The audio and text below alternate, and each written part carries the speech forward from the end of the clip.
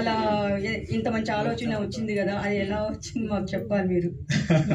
లేదమ్మా, అంటే నేను ఇదే సినిమా ఇండస్ట్రీలో నేను ఎన్నోసార్లు చెప్పాను, మళ్ళీ చెప్తాను, 18 రోజులు ఆకలి బాధలతో పడ్డాను, అసలు ఫుడ్ కూడా లేకుండా. అలా పడిన సందర్భాలు ఎన్నో ఉన్నాయి. ఆల్మోస్ట్ ఏంటంటే నేను చనిపోయిన స్టేజ్కి వెళ్ళిపోయాను. ఆ బాధలు మరలా ఎవరు పడకూడదనే ఉద్దేశంతోనే ఇండస్ట్రీ మొత్తాన్ని దత్తత తీసుకున్నాను అంతే.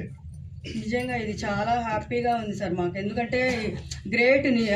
అందరిని నేను కూడా చాలా ఇంటర్వ్యూస్లో నేను ఒకటే చెప్తూ ఉండేదాన్ని, మీరు ఎవరైనా సరే 100 రూపాయలున్నా 50 రూపాయలున్నా కానీ రోడ్ సైడ్ వాళ్ళు ఆకలిని అడగరు, మీరు వాళ్ళు అడగకుండానే మీరు వెళ్ళి ఫుడ్ పెట్టండి అని చెప్పి చాలా మందికి ఇంటర్వ్యూస్లో నేను చెప్పాను.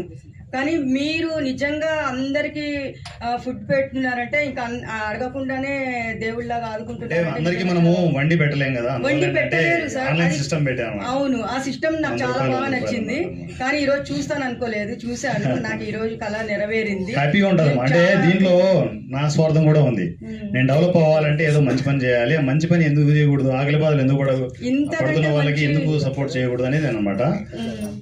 మీరు అనుకునే ఆ శివయ్య నాకు కావలసినంత ఇస్తున్నాడు, ఇస్తూనే ఉన్నాడు, పెడుతూనే ఉంటాడు, ఇస్తూనే ఉంటాడు.